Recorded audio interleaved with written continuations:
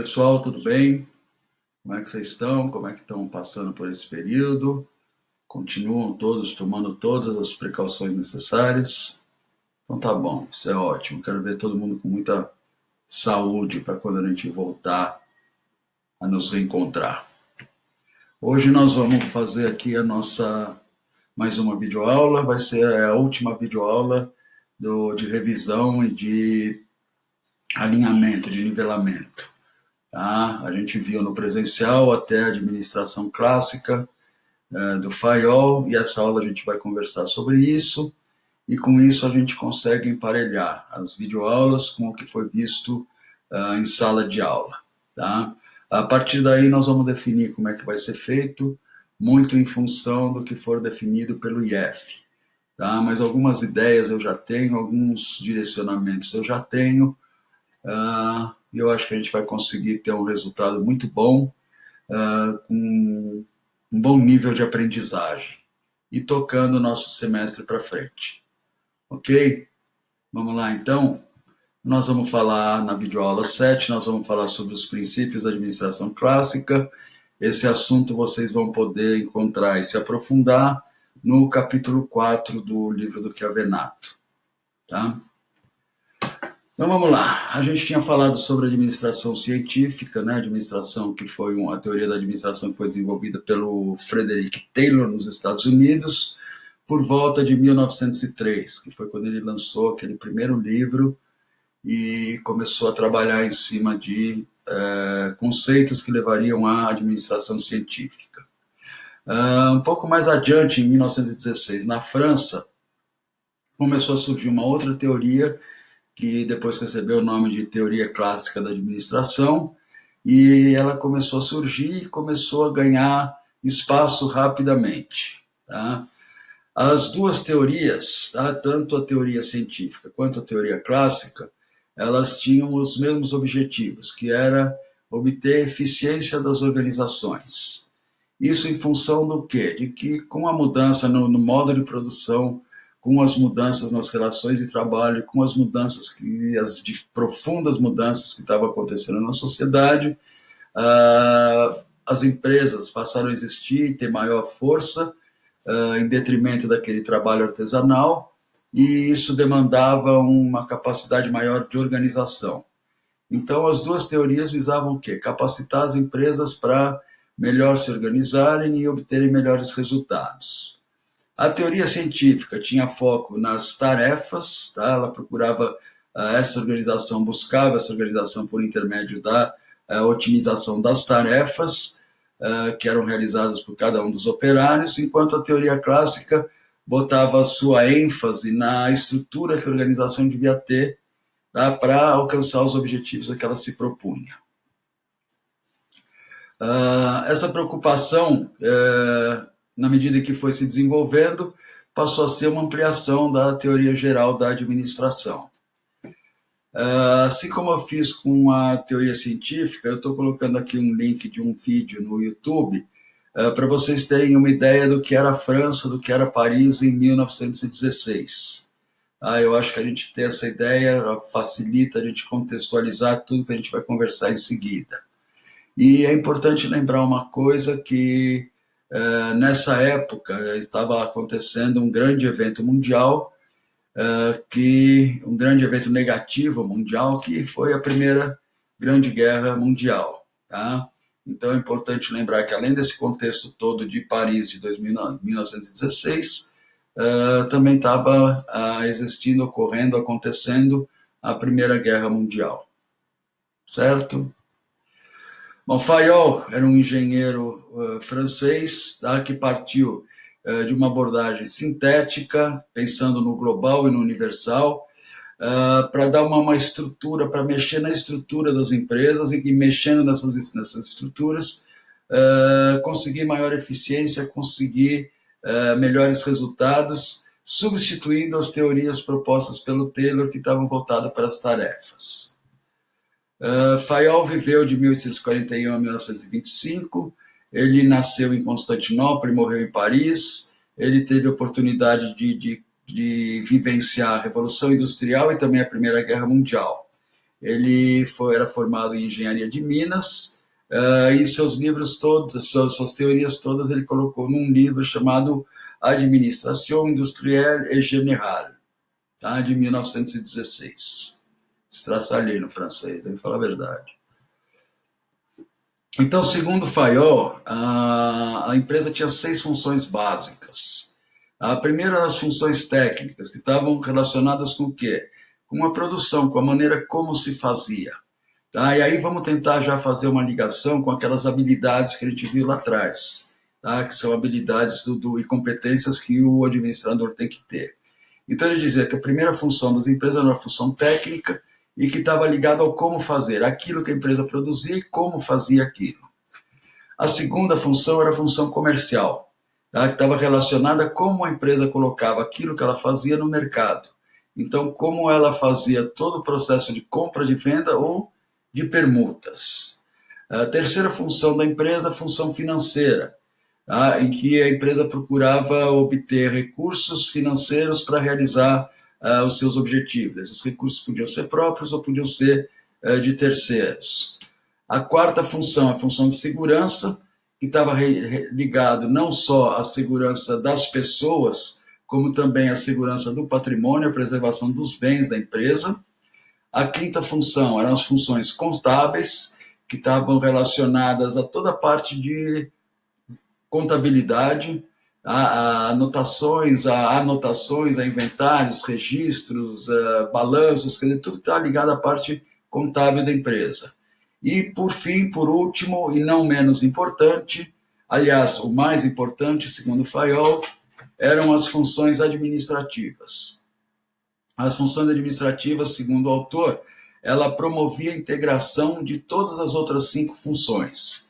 Então, as funções administrativas, elas cuidavam do quê? Da coordenação e da sincronização de todas as funções da empresa e, preste atenção, pairando sempre acima delas. Então, ele colocava as funções administrativas, como diria Jorge Jesus, num outro patamar, tá? Pairando acima das outras 5 funções importantes da empresa. Quais eram essas funções? Funções técnicas, funções comerciais, financeiras, de segurança e contábeis. E organizando tudo isso, administrando tudo isso, as funções administrativas. O Fayol defendia a ideia de que só a administração tinha responsabilidades com relações a formular programa de ação geral da empresa. Isso a gente pode traduzir com uma palavra como sendo o planejamento. Tá? Segundo, constituir o seu corpo social. Então, definir cargos, definir pessoas, fazer treinamento, toda essa parte. Coordenar os esforços. Então, saber como as coisas iam ser feitas, a quem caberia a realização. E harmonizar todas essas atividades. Então, a administração, pairando sobre todas as demais, cuidava de toda a estruturação da empresa. Na administração clássica, o ato de administrar englobava o quê? Primeiro, prever, tá? Visualizar o futuro e traçar os planos de ação. Isso a gente chama de planejamento hoje em dia. Tá? Planejamento estratégico. Quando a gente fala de futuro, a gente sempre está falando de estratégia. Então, esse ato que o Fayol colocava como prever é o nosso planejamento estratégico de hoje. Tá? Segundo ponto, organizar. Então, olhar para os 2 principais aspectos da empresa, que constituíam a empresa.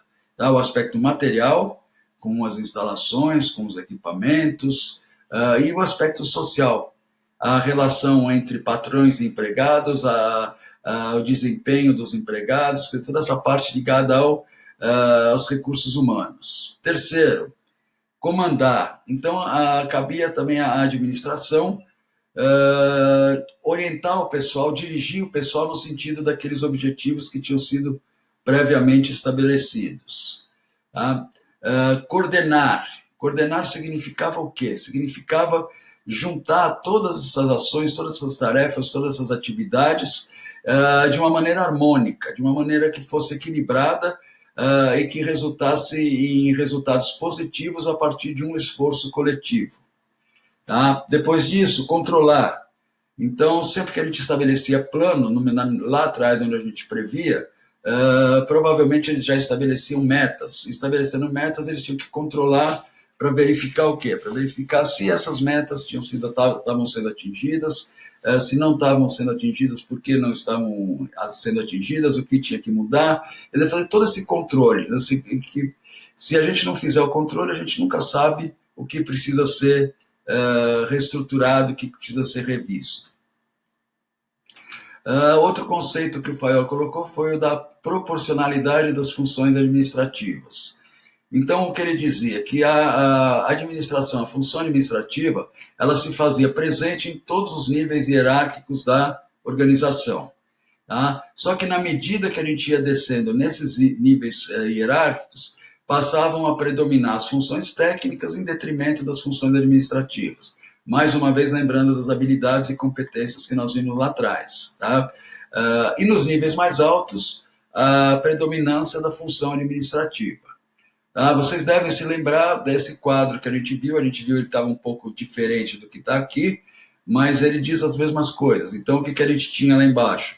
Aqui, nos níveis hierárquicos mais baixos, a gente tinha as habilidades técnicas.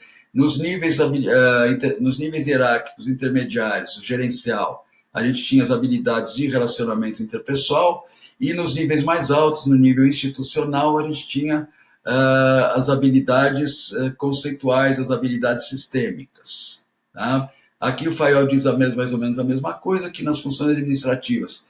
Em níveis elevados mais altos, em níveis hierárquicos mais altos, cabe a prever, organizar, comandar, coordenar e controlar, e nos níveis hierárquicos mais baixos das funções técnicas que não são funções administrativas.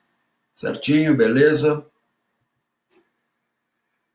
Como é que Fayol via a questão de administração e organização? Ele dizia que a administração é um todo e que a organização faz parte da administração.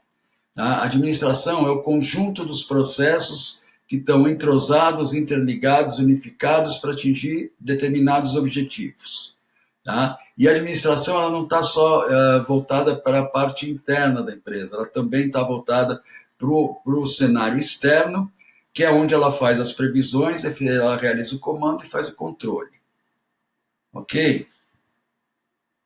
Já a organização, segundo Fayol, ela fala apenas da definição da estrutura e da forma. E ela é estática, tá? A administração é dinâmica, a organização é estática e limitada.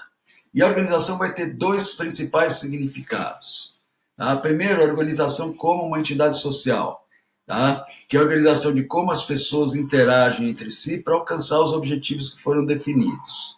Tá? E nesse sentido, organização significa um empreendimento humano, tá? Que foi definido intencionalmente para atingir aqueles objetivos. Tá? Então, essas empresas elas passam a constituir, passam a significar também um exemplo de organização social. Existe dentro de cada empresa, de cada organização, uma organização social específica e caracterizada pela maneira de ser daquela empresa, daquela organização. E a segunda maneira que a gente encontra a organização é como função administrativa. E aí ela é uma parte do processo administrativo, tá? Uma parte que equivale a prever, a comandar, a coordenar, cabe também organizar. Tá? E então, nesse sentido, quando a gente fala na organização como função administrativa, ela vai estar voltada para organizar, estruturar e alocar os recursos. E definir quem é que vai fazer o quê, quais são os órgãos que estão incumbidos da administração de cada área. Ok?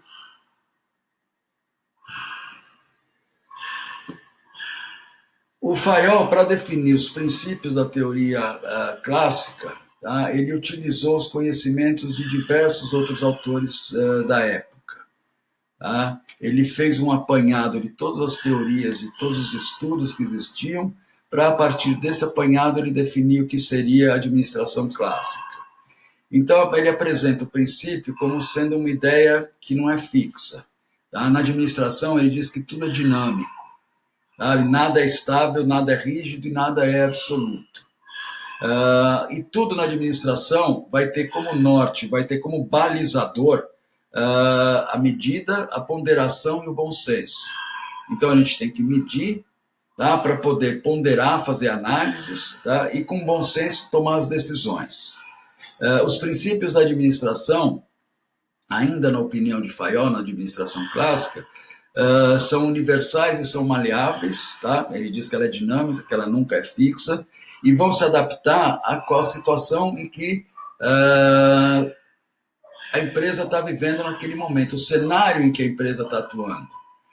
Isso também a gente viu logo lá no início, lembra que eu chamei a atenção de vocês para que todas as teorias da administração, todas as escolas da administração tiveram sempre como norte, como base, o cenário socioeconômico em que elas estavam acontecendo, e sempre se adaptando a esse cenário socioeconômico. Ok? Segundo Fayol, os princípios gerais da administração eram a divisão do trabalho. Então, consistia no quê? Na divisão de tarefas e das pessoas para aumentar a eficiência. Quem mais trabalhou nisso? Taylor. Taylor estava com ênfase na divisão de tarefas. Então, esse primeiro princípio foi buscar lá na teoria do Taylor. Segundo, autoridade e responsabilidade. Então, o que o Fayol dizia? Que a autoridade é o direito de dar ordens e esperar obediência. E a responsabilidade vem como consequência natural da autoridade. E significa o dever que cada um tem, cada operário, cada gestor tem de prestar contas. E que tanto a autoridade quanto a responsabilidade devem estar equilibradas entre si. Isso nos lembra o quê? A influência de quem? Da organização eclesiástica e da organização militar. Certo? Terceiro princípio da disciplina. Tudo que acontece dentro da organização, dentro da instituição, vai depender da obediência, aplicação, energia, comportamento e respeito ao quê? A todos os acordos, todas as normas, todas as regras que foram previamente estabelecidas. Então, é fundamental para obter sucesso na organização, para obter um resultado positivo e satisfatório, que haja disciplina. Ou seja, que se respeitem as regras que foram estabelecidas e que se obedeçam essas regras. Isso vem também da organização militar. Também vindo da organização militar vem o quarto princípio, que é da unidade de comando. Então, Fayol dizia que cada empregado só podia receber ordem de um superior. É impossível servir 2 reis ao mesmo tempo, lembram disso? Então, esse é o princípio da autoridade única, que também veio da influência da organização militar. E o quinto princípio é a unidade de direção, em que cada cabeça é responsável por um conjunto de atividades. Cada pessoa é responsável por um conjunto de atividades e apenas uma única pessoa é responsável por aquele conjunto de atividades. O sexto princípio que o Fayol coloca é o da subordinação dos interesses individuais aos interesses gerais, ou seja, os interesses da empresa, os interesses da instituição, os objetivos da empresa, da organização, estão sempre acima dos interesses e dos objetivos individuais de cada um dos empregados.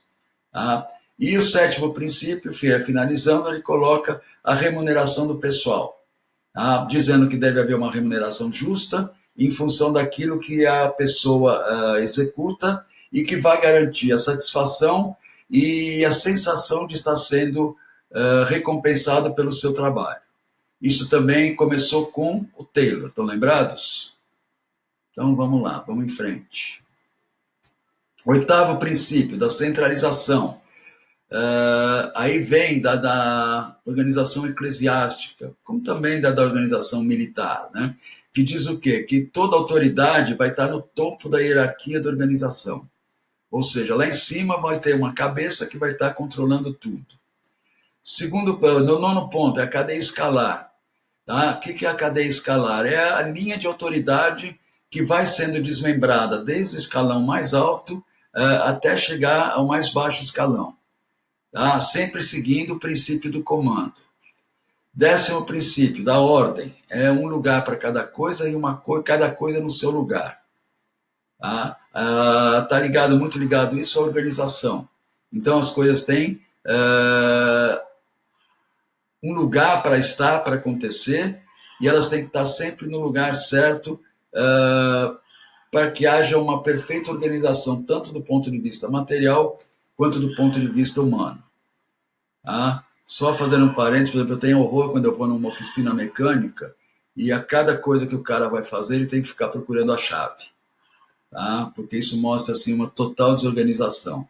Eu adoro aquelas oficinas mecânicas que cada mecânico tem o seu carrinho, tem todas as chaves no seu carrinho e não precisa ficar andando pela oficina procurando a chave. Daqui a pouco vem o outro mecânico que está no carro do lado pegar a chave de volta, porque ele também está usando. Vira uma bagunça. Tá? Princípio da equidade. Tá? As pessoas são iguais entre si. Então tem que haver um ambiente, tem que haver um clima de amabilidade e justiça para que haja lealdade, para que haja comprometimento dos empregados. 12º princípio, a estabilidade do pessoal. A questão do turnover, né, que a gente já conversou. Quando o turnover é muito elevado, quando a rotatividade de pessoal é muito elevada, você tende a ter uma queda na produtividade e tende a ter um aumento nos custos com programas de capacitação e treinamento. Então, quanto menor for a rotatividade, melhor vai ser para a empresa. Tá? E aí, quando vai ser criada a teoria da administração, vários autores da administração clássica acabam desenvolvendo uma teoria mais abrangente, baseada em quê? Em divisão do trabalho e especialização, tá? Que a gente já viu lá com o Fayol, em coordenação e atividades de linha e atividades de staff. Tá? Com tudo isso, eles procuravam fazer o quê? Substituir o empirismo, aquela coisa de tentar e errar, tentar e errar, tentar e acertar, por uma administração mais científica. Tá? E para isso tem que haver o quê? Um ensino metódico e estruturado do que é administrar. Tá? E começa a surgir aí as escolas de administração. A organização, segundo a teoria clássica, é uma estrutura. Tá? E ela está baseada no que nós já vimos, na organização militar e eclesiástica, de uma forma rígida e hierarquizada, e a organização ela se apresenta de uma forma estática e limitada. Tá? A gente já viu que foi essa a visão que o Fayol tinha da organização e da administração como uma coisa dinâmica e abrangente. Tá? 3 autores, tá? O Money, o Fayol e o Ulrich, eles colocavam que a organização sempre seguia o modelo militar para estabelecer modelos de administração, modelos administrativos. Tá? Ao contrário do que fazia a teoria científica, a teoria clássica ela observava toda a estrutura organizacional de cima para baixo e do todo para as partes.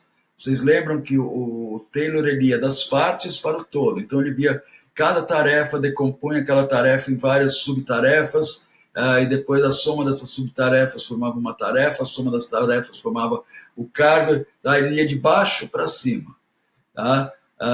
Da parte para o todo. Tá? E a administração clássica faz o contrário, ela vai do todo para analisar as partes. Então aqui a gente tem 2 exemplos, um da cadeia de comando linear, que é do Fayol, que é essa primeira aqui, que é vertical, e a gente está acostumado a ver isso bastante, e a cadeia escalar do Money, tá? Que ele parte de uma unidade de comando e vai desmembrando isso na medida que o nível hierárquico vai abaixando. A questão da divisão de trabalho e especialização. Então, os autores dizem que a divisão do trabalho é a base da organização. Tá? Chega a dizer até que é a própria razão da organização. Então, a divisão do trabalho leva o quê? A especialização e a diferenciação nas tarefas. Taylor, lembra? Lá atrás? Quanto maior a divisão do trabalho, maior a eficiência. Taylor já dizia isso também. E a divisão do trabalho ela pode ser tanto vertical quanto pode ser horizontal. Na divisão de trabalho vertical, a gente define os níveis de autoridade e responsabilidade, então a gente vai ter aquilo vindo de cima para baixo. Quanto maior o nível hierárquico, maior a responsabilidade. Não é só mais poder, tem também mais responsabilidade.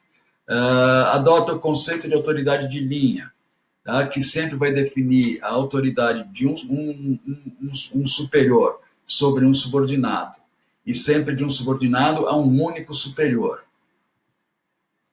E na horizontal, ela vai se organizar conforme as atividades da organização. É a departamentalização. Então, no mesmo nível hierárquico, vão existir vários departamentos, cada um realizando as suas tarefas, cada um realizando as suas funções. Questão de coordenação. O Fayol dizia que a coordenação é uma maneira de unificar, harmonizar e equilibrar todo o esforço e atividade que é realizado dentro da empresa. Tá? O Gulick dizia que a subdivisão do trabalho é indispensável e que a coordenação, em função dessa subdivisão do trabalho, uma vez que a gente divide o trabalho em várias tarefas, tem que haver uma coordenação, tá? Passa a ser obrigatória a existência dessa coordenação para que tudo aconteça de acordo com o previsto. Tá? E o Money dizia que a coordenação é a distribuição ordenada do esforço do grupo, tá? Buscando que, através da realização de todas essas subtarefas em conjunto, buscar uma unidade de ação para a execução e atingimento dos objetivos que foram previamente propostos.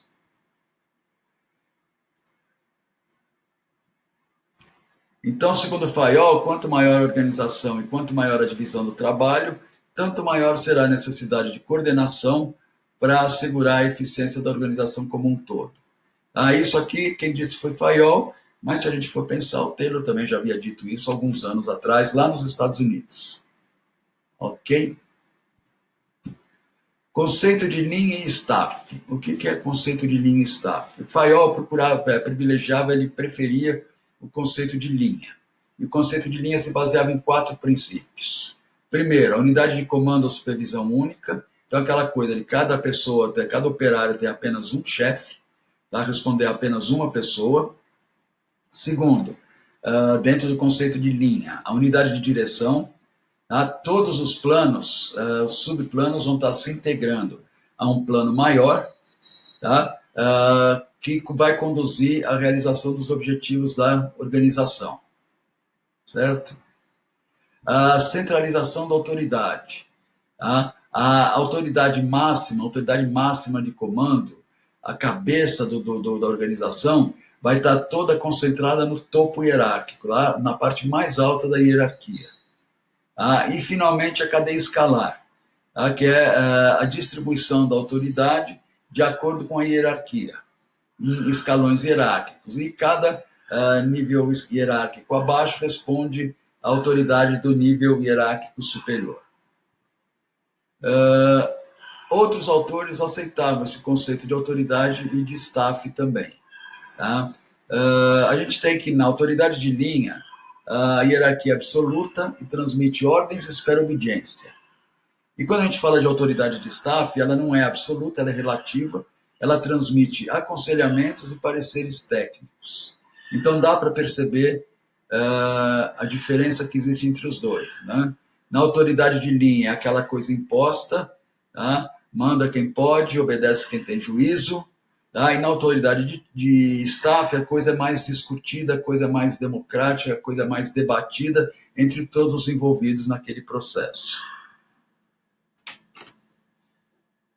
Para a gente finalizar essa questão, eu já estou andando até pela tela. Eu queria que vocês lessem o texto, a apreciação crítica da teoria clássica, que está colocado no SWAP, e que vocês colocassem, como sempre, considerações sobre esse texto nos comentários do vídeo. Beleza? Então, eu queria mais uma vez agradecer a participação de vocês, a audiência. Mais uma vez lembrando que com essa aula a gente termina o que foi visto em sala de aula, o que foi visto presencialmente, e que a partir de agora nós vamos definir uma nova forma de trabalho que vai ser passada para vocês, espero que muito em breve. A gente está na dependência de definições das instâncias superiores do IF, para que a gente possa ver como é que vai dar continuidade a isso. Ok? Muito obrigado mais uma vez, muito bom estar com vocês e até a próxima.